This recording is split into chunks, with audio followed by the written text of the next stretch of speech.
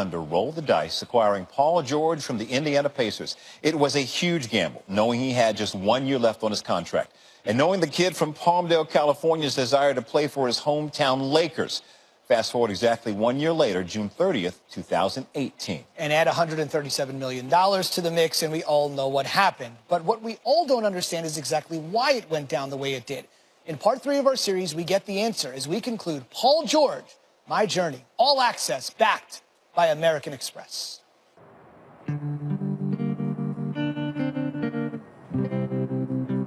It's been very stressful.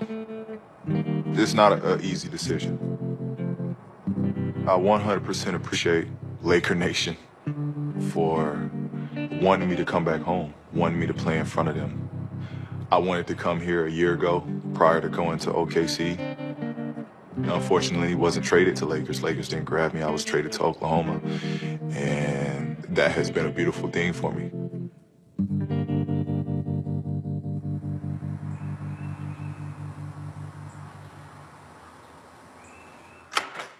My man. What's up, Coach? How you doing, man? Good. How you doing? I'm doing great, doing great. Good seeing you. Welcome to my part of town. How the girls doing? Girls are good. You just missed them. Did they really? Olivia's, yeah, she's doing her pony lessons. Tasha, how's she doing? She's doing good. Yeah? Walking yet? Not yet. I think the notion is to look at it as every day was like a recruiting process. But it wasn't. Yep. He's doing good. Them just being hands-on, being open, being honest, keeping that relationship authentic. I thought everything has just been real. The relationship with Sam, connecting with Russ, I think I really built like a family and a brotherhood in that organization. My hope would be that your personality continues to help evolve what we have and make it better. The thing that gives me a lot of excitement is, okay, so this era where you and Russell in tandem are leading us forward, like this is where your fingerprints ultimately will be on the legacy of the organization. Mm-hmm. You have an opportunity to take us to heights we've never been at before. What I love about this mission and being on a mission with Russ is like he's hungry, mm-hmm. like, and he wants it.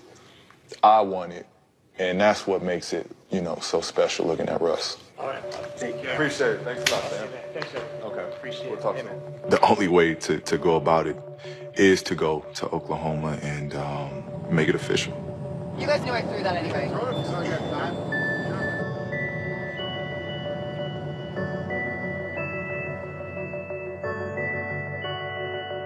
It's more than just loyalty. It's about doing what I think is right. I feel this is the best and the perfect opportunity to cement myself and to bring a championship, you know, where it hasn't been brought.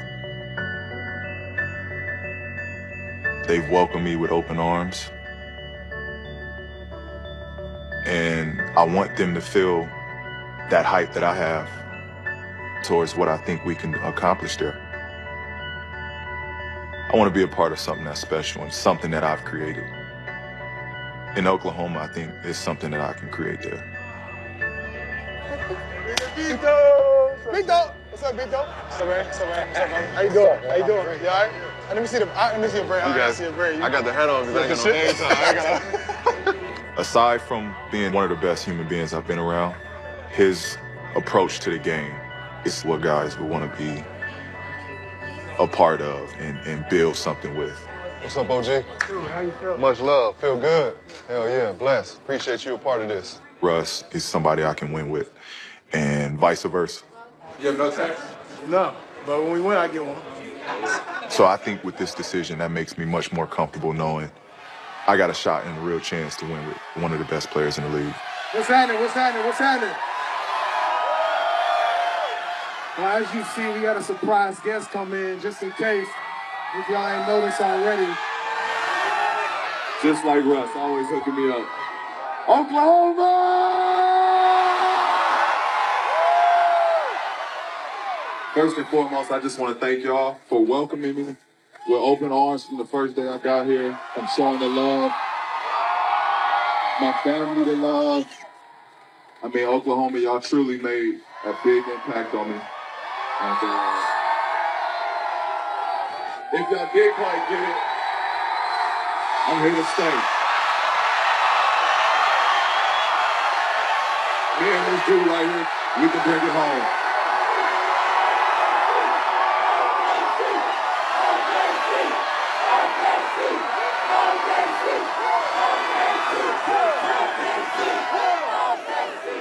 Y'all show some love for the real G in the house.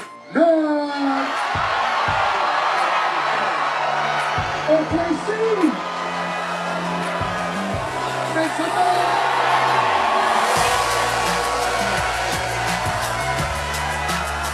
I'm happy. I'm more than happy. This is the city and the community I chose and the place I decided to play. And I'm excited. I'm excited to go along this journey and, really go all in on this experience. It's amazing access. Great stuff. Agreeing to terms with Paul George, just one of a handful of notable moves made in OKC this offseason. Another, Carmelo Anthony, opting into the final year of his deal. But it is going to cost him. The Thunder already committing over $157 million to salary next season and paying $137 million in luxury tax. Put it all together, Oklahoma City is on the hook for just under $300 million. Hot. Speaking of hot, they'll be in Vegas on Friday for the Summer League. Marvin Bagley and company, they're playing in Sacramento and Utah. What you're about to see from last night must be the Pumas. Must be the shoes for Jordan. Must be the Pumas. For Marvin Bagley, the third, the second overall pick. And that flush, second to none. Nice start for the kid. Now, his old college teammate, Grayson Allen, at Duke, 21st overall pick. He's going to play for Quinn Snyder in Utah. And remember, Snyder played for Coach K at Duke as well. We certainly know Grayson can shoot. You know who else was there to offer a little moral support? The face of the team. Oh, look, Donovan Mitchell in the house. Allen struggled shooting. He's the 21st overall pick. He gives them some length for sure. Speaking of length, Jaren Jackson Jr., 4th overall pick. He played like 21 minutes a game at Michigan State. People just didn't know what kind of player he was going to be. Gigantic upside, super, super young, and showing a part of his game not a lot of people thought he had. 29 points, 8 from downtown for a guy that's 6'11". And speaking of a guy that should be able to connect from downtown, anything but for Trae Young. Struggled just a little bit, or maybe quite a bit. 4 for 20. In his Summer League debut, he took 11 threes, hit one of them, had 3 dimes, but he did say after the game it's all about a process. It's not a big deal. I'll be ready to go. He'll be ready to go tonight. In fact, we'll see how he bounces back. They're going to tip off on ESPN Plus in 41 minutes as the Hawks will get ready to take on the Spurs Summer League squad. Again, you can see that on our new streaming service, ESPN Plus, at the top of the hour. That's where Trae will be hooping again in Salt Lake City. We're joined by our Kevin Arnovitz, who covers the NBA from ESPN courtside. So the Hawks general manager, a guy by the name of Travis Schlenk, came over from Golden State, where he learned a little something about how to build the team. You tell me, Kev, how does that mentality fit into having Trae Young around? Yeah, I was talking to Schlenk this afternoon, and he said, it's funny. People see this little guard pulling up from 35 feet, and they think Steph Curry. But actually, what we really love about him is his playmaking. He's a guy who can run an offense, who can hurt teams in the pick and roll, who can find the right shot for the right guy at the right time. We're not going to worry about the performance. And kind of listening to him talk, it makes you think, is the best-case scenario for Trae Young Steph Curry, or is it more like Chris Paul? Well, I guess either one of those two wouldn't be bad. If you're known as the next Chris Paul, the next Steph Curry, they certainly have got themselves a gem in Trae Young. Before I let you go, got to ask you here, what has been the reaction from the executives and the scouts that are gathered in Utah that you're talking to about this whole DeMarcus Cousins to the Warriors situation? Yeah, there was a lot of buzz that overcame the lower bowl where a lot of the scouts and execs sit when that deal went down last night. It's funny. One exec said, it's actually for all the drama. There haven't been a lot of surprises. LeBron ends up in L.A. Paul George returns. Chris Paul returns. Kevin Durant returns. This is the first real shocker. They also said something interesting. It says more about the league than it actually does DeMarcus Cousins. This is a league right now that is really risk-averse, particularly with a big man committing a long-term contract to a guy coming off of a really devastating injury. Nobody wanted to pull the trigger. Yep, except for the Warriors. And considering Bob Myers, the Warriors GM, was shocked himself, I could only imagine all of his contemporaries in the league were just as shocked, and Kev was talking to some of them. The hardest things to do in the NBA this upcoming season, grabbing the 8th spot in the West. It's locked and loaded, though we begin this evening on how the West will be won. Welcome to SportsCenter with Jay Harris. I'm Zubin Mehenti. Teams in the East are like, what? Western Conference is stacked from top to bottom. The balance of power really shifting out west. Several big-name players making a splash early on in NBA free agency, although he initially declined his player option with the Thunder. Paul George agreeing to a 4-year, $137 million max with Oklahoma City. In his first season with the Thunder, George averaged career highs in three-point field goals and steals. And then there is Chris Paul, also staying put, agreeing to a 4-year, $160 million max contract with the Rockets, the 6th largest contract in terms of total value in NBA history. Paul has missed 46 games over the last 2 seasons due to injury. He'll be 36 years old in the last year of his contract. The LeBron era in Cleveland is over as the King, agreeing to a 4-year, $153 million contract to join the Lakers on Sunday. LeBron will look to bring Los Angeles back to glory after a franchise record 5 straight seasons missing the playoffs. And just last night, DeMarcus Cousins, recovering from a torn left Achilles, agreeing to a 1-year, $5.3 million deal with the Warriors. Next season, Golden State will be the 6th team in NBA history to have 5 All-Stars from the previous season. I bet. I'm a warrior. That's when he found out. Stephen A. Smith joining us now. Hey, Stephen A., you knew what was coming after the news broke last night of DeMarcus Cousins signing with the Warriors. What's your reaction to those who say, man, the Warriors are ruining the NBA?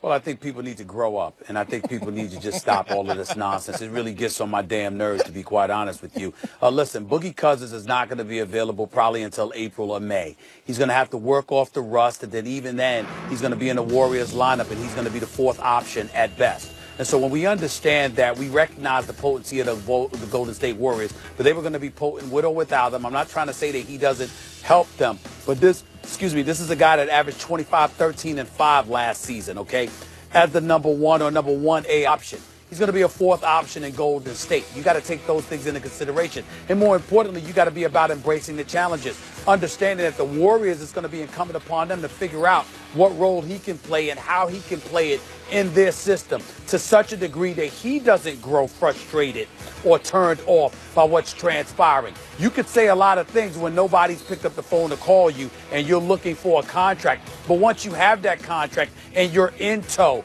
and you're anxious to get out there because you're a free agent, you're going to be a free agent next summer, and you're anxious to remind everybody of the greatness that you put on display for the first 9 years of your career, if you're inhibited from doing so because 3 other individuals on the squad are bigger options than you, who knows what kind of negative impact that could have. So people need to stop whining and crying and go out there hell-bent on competing, because true champions are ones who want to knock off champions so they can validate their own greatness, as opposed to whining about the level of competition that they got to go up against. Well, all right then. Let's go back down south to Los Angeles for a second. We've heard that LeBron is willing to be patient with the Lakers front office, but James is 33, turning 34 in December. Winning soon would be preferred, I'm sure.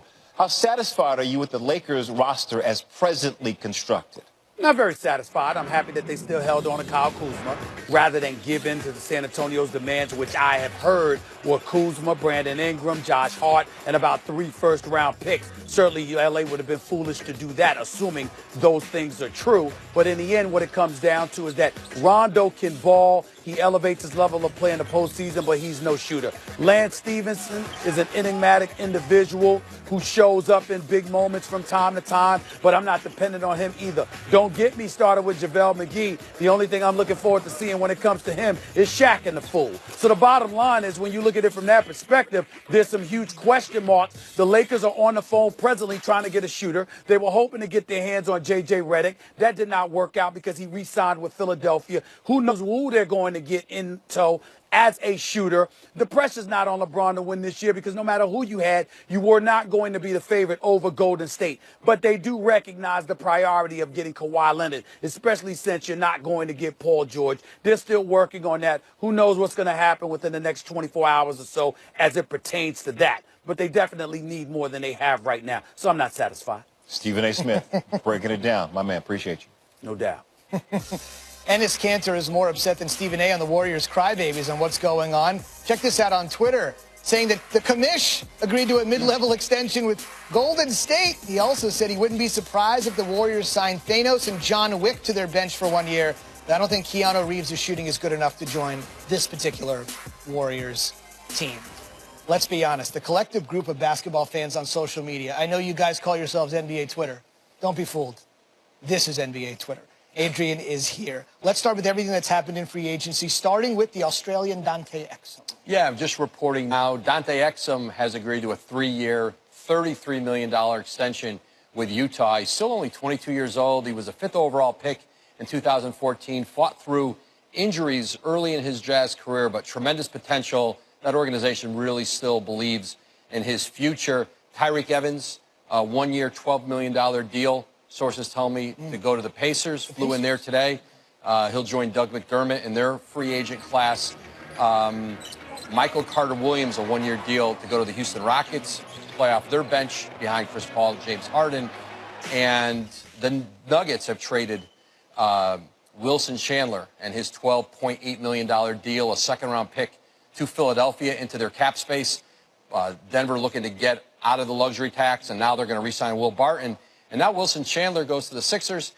You know, good two-way player. He can help that team, or they can flip him in a trade. And they've been talking with the Spurs, although that has not gotten a lot of traction, sources tell me, because they have not shown a willingness to put any of their 3 top players in the deal. Now, you know Embiid and Ben Simmons aren't going to be in the deal, but Markelle Fultz has not been in.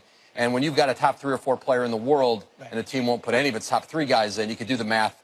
That's not a deal that's working. And that top 3 player in the world, of course, we know is Kawhi Leonard. When healthy, the offensive and defensive prowess he brings. So what is the latest on him right now? Well, you know, teams around the league, the Spurs aren't getting, this is not a bidding war going on. You know, there's concerns about Kawhi Leonard. Teams don't know the medical, the quad injury. They don't know how he's going to return from it. And they know that he wants to play in Los Angeles. And so there's lots of reasons for you to be cautious with how much you're going to offer. Boston has talked to him. Philadelphia has talked. The Clippers have tried. Denver's checked in.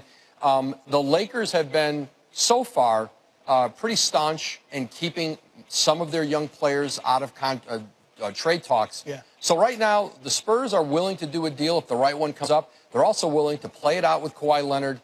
They can still offer him that $219 million supermax, but the relationship between he and the team, that's remained extremely poor. It's unchanged. There's been no coming together since that brief meeting between Popovich and Kawhi in L.A., or in Southern California a few weeks ago. And we should mention Southern California. It's not just the lore of the Lakers. Kawhi Leonard went to King High School in Riverside. He's a SoCal kid, so if this happens, it could be a bit of a homecoming. And, of course, we know Woj will stay on top of everything. You know what happened right after we got off the air last night with Boogie Cousins. Adrian, thank you very much. The notable free agents remaining that he will be keeping an eye on: Clint Capella and Marcus Smart are obviously fixtures on their team. Jabari Parker was the 2nd overall pick in his NBA draft. All these guys, though, are restricted. Obviously a huge qualifier when we're talking about unrestricted free agents like we have the last 24 to 40.